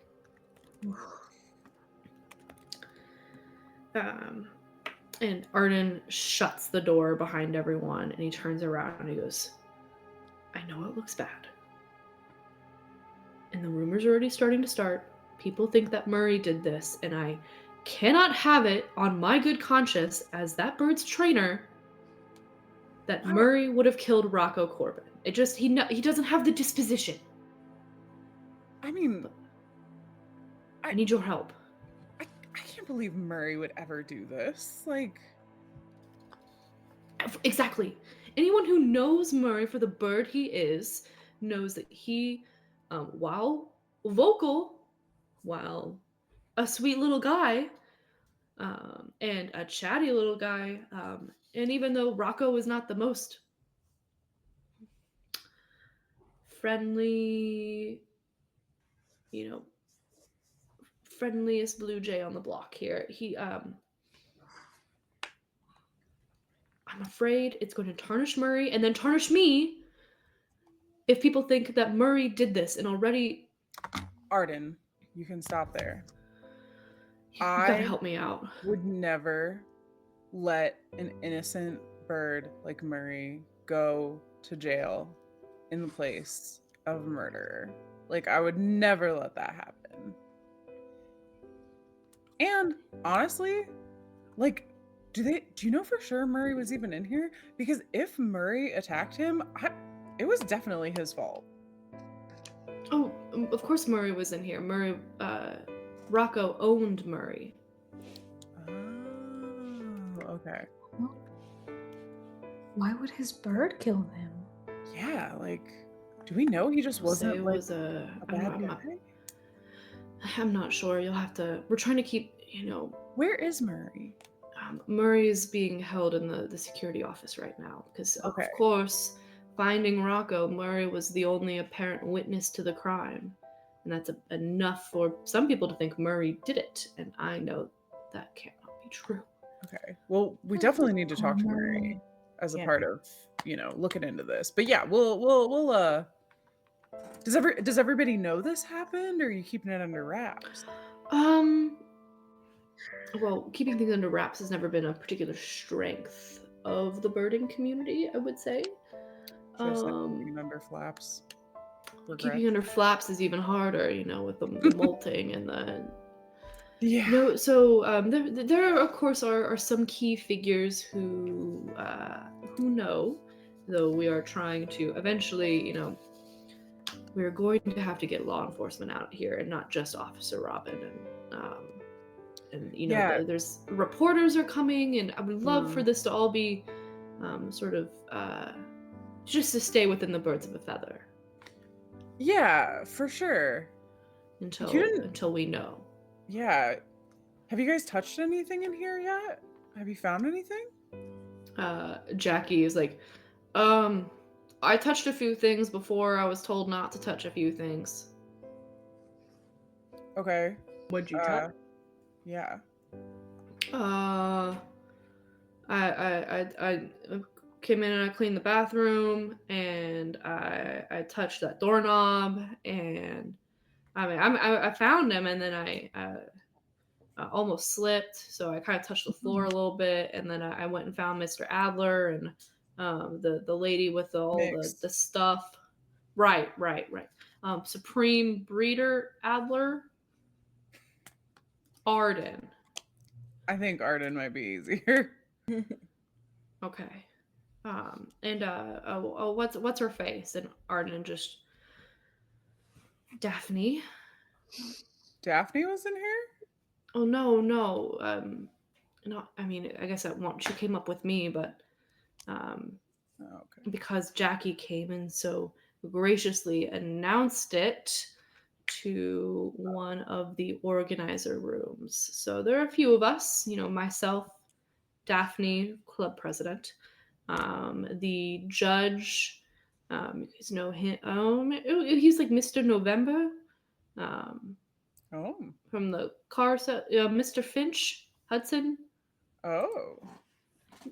He was in there. Of course, Officer Robin was thankfully not in the room, though I would not be surprised if someone else, a little birdie, has told her something. And Jackie, of course, found the body, and then sort of passing by, of course, he left the door open, and Jackie goes, and again, I'm so sorry about that, sir. It's just when you open a door, the door becomes open, and I haven't seen very many dead bodies. And Adler goes, and there's one sort of trainer, breeder here that also knows. He has that weird new bird. I think he's just dyeing them different colors. I don't think this is a real. Fowler Downey. If you find him, he's got big old glasses, and he's sort of new on the circuit, so he's probably in the crappier end of the banquet hall. But apparently he's got budgies that will potentially be best in show. Oh. I don't know. Some new breed. I stick to parrots myself, like Murray. I love an intelligent bird. But I think, what was that crazy lady? She didn't like the mixed cloths we were using for tablecloths, even though they're the banquet halls and not ours. And Jackie sort of, oh yeah, I remember her. Caroline. Oh, Crystal. Carolyn. Missing an E on the end. You just throw her out. You have power here. Just make her go away. Arden goes, I don't think I can. I mean, if it weren't for, her helping us get this, and she's a part of the birding club, and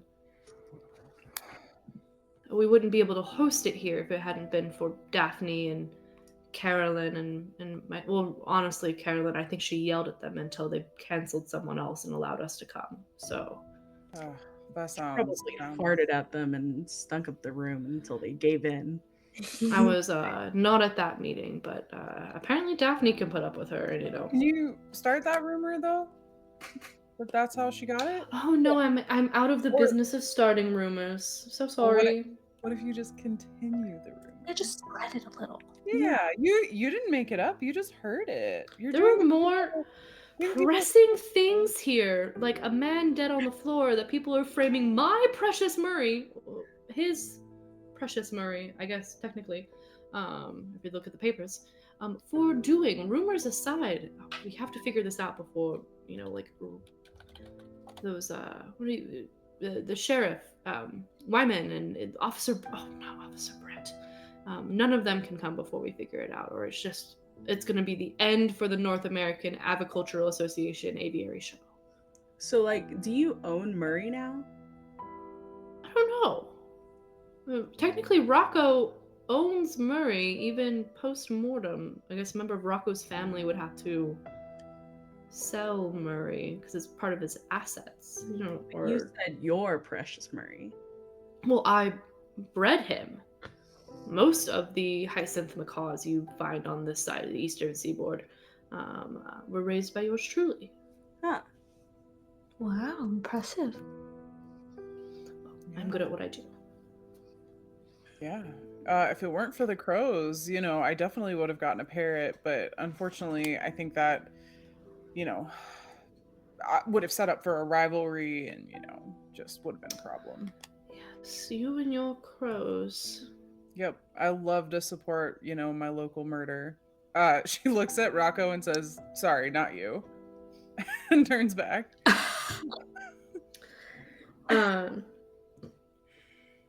Arden's walkie goes off in this moment as Daphne chimes in. You hear mostly birds and one carolyn in the background of this. As Daphne goes, we're having a situation with the bird feed vendors. Are you going to be down here anytime soon, or is it just or am I gonna have to handle it, like, again? And Arden goes, Daphne, I will be right down. Just don't let anyone eat any of it until we get it sorted. He looks at you all. Try not to touch anything. Come find me if you need me. Yep. You'll need Officer Robin to let you see the bird. Okay. And no, you can't get Carolyn thrown out. I think you should think about continuing the rumor. I mean, it'll definitely get people to stop talking about Murray. No, I will not rest or focus on anything else until this is taken care of. So if you want me to spread a rumor, figure out who killed Rocco and save my bird from being heralded as a criminal. Okay. All right. We We'll will. be flocked right to jail. Well, we can't have that. Mm. Birds of a feather, we got to stick together. That's what they say. Well, I will be apparently preventing people from eating bird seed downstairs, so you know where to find me. I think you have the harder job. Good luck. Yeah. Jackie just sort of there still with his cleaning stuff as Arden leaves, and he goes, they shouldn't make it look so much like granola.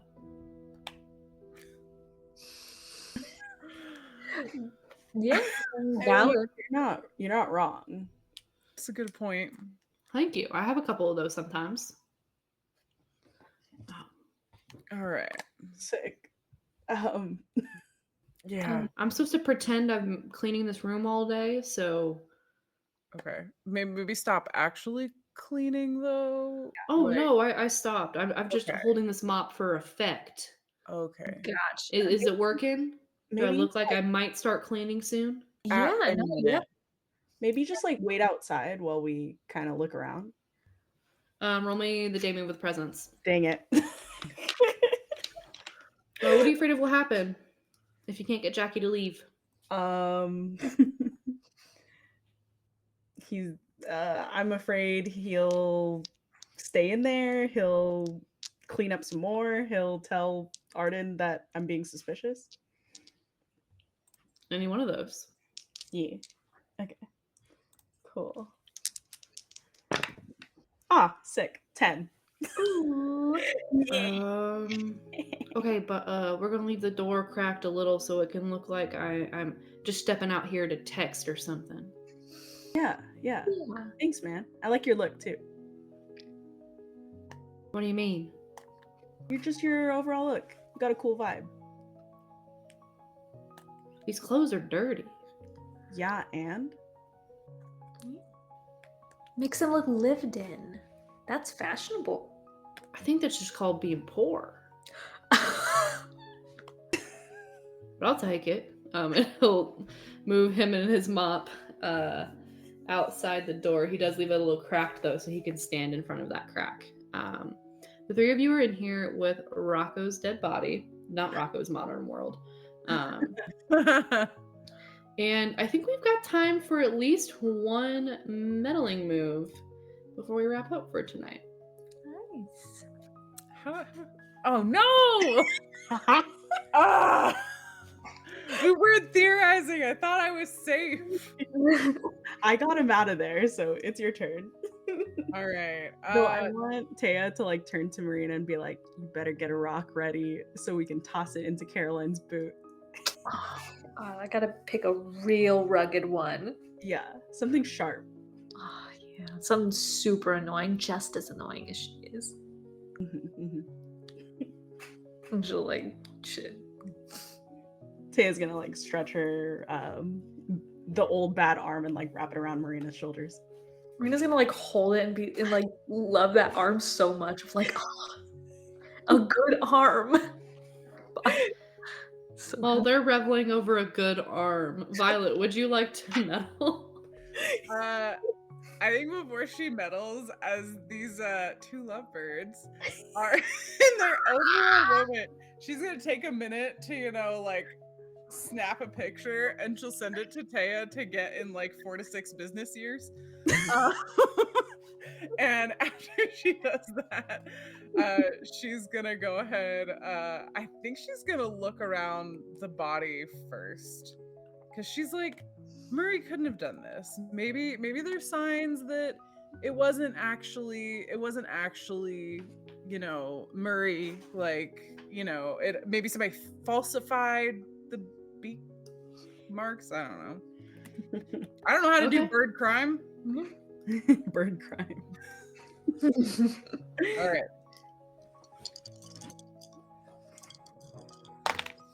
What am I rolling this with? Reason.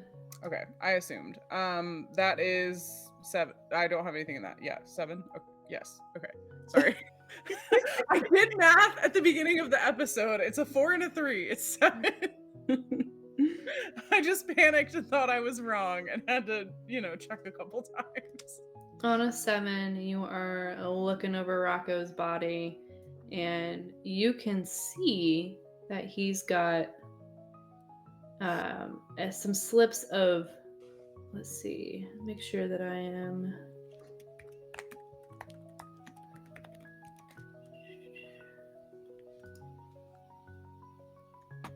giving you the right one.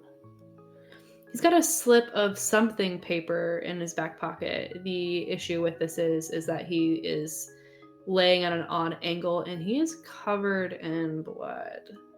So grabbing this, you could potentially leave prints on the body or get Rocco's blood on you.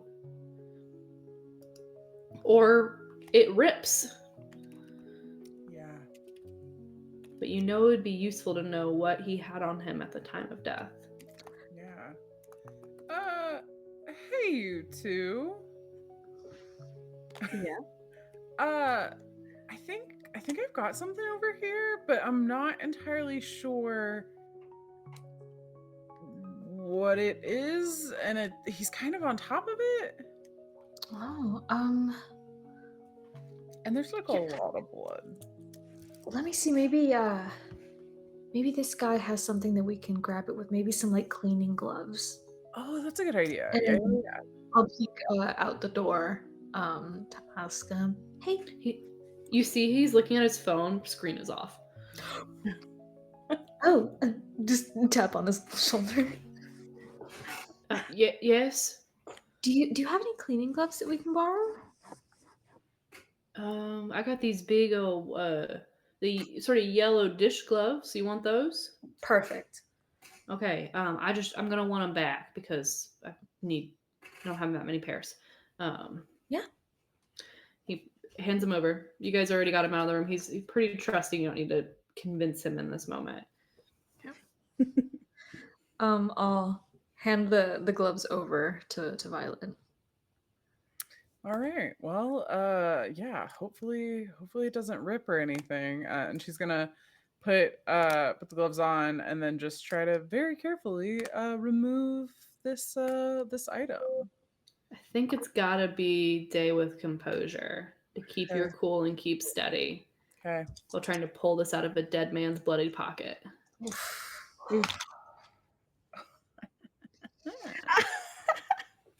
Didn't even have time to ask you what you were scared of. Sorry, I got too excited. You told me to roll dice. I mean, I think most of the things that were already said should be afraid of, except like, I mean, fingerprints, like, you know, in the glove, like that could be a problem. If she gets blood all over the glove, then they have to clean it, and then blood could be other places. It rips on the way out, but I don't think any of those things happen, considering she rolled a 12. Yeah. Well, added to a 12. Ooh.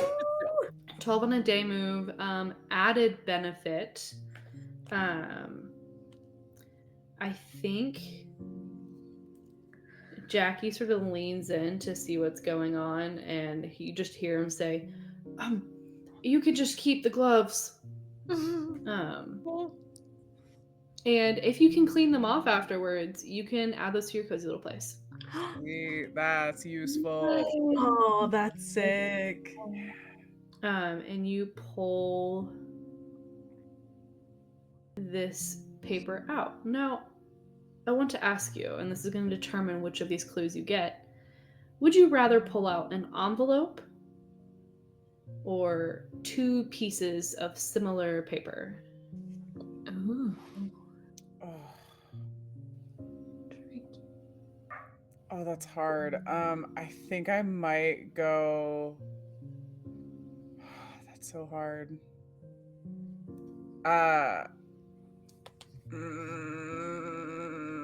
I'm gonna go. That's I think what I'm gonna go with. I want to know what's in the envelope, but 2 pieces of similar paper. I'm like, 2 versions of something. You pull out. They're folded in half, which is how, like, once you pull it out, you realize that there are 2, and they were so in his pocket that they're mostly legible.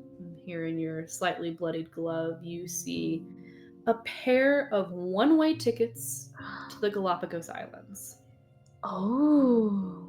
This is supposed to be about birds. This is about turtles. Oh no! The finches. True.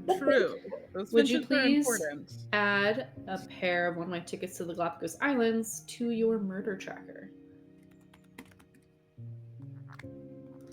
There's a turtle already on it. That's hilarious. You pull out these tickets, and we have the scene of you all, like, as Violet is holding them in the, like, the yellow dish gloves, just little flecks of blood from pulling them out. The 3 of you looking to see what these are. And outside of this room, we start to hear the heavy footfalls of someone coming down the hallway. And we're gonna end there, I think, for tonight. Oh my god. Wow, what an episode. What a time. We got to the mystery for a little bit there. I was like, we're gonna be too sad to get there, but we did it. We did it. We did it. We did. Go us. We did it. Wow. Audience, how are you feeling? Tell us in the comments. Please. Yeah. I don't know how many more episodes we can beg you to get in the comments. All of them. Give us your best Okay. bird pun. For every bird pun you put in the comments, we will bird pun Sid more. Yes. I accept my fate. For those of you watching, thank you for watching. For those of you playing, wow, bravo. Thank you for playing. And as it is below and is below with you. Oh man.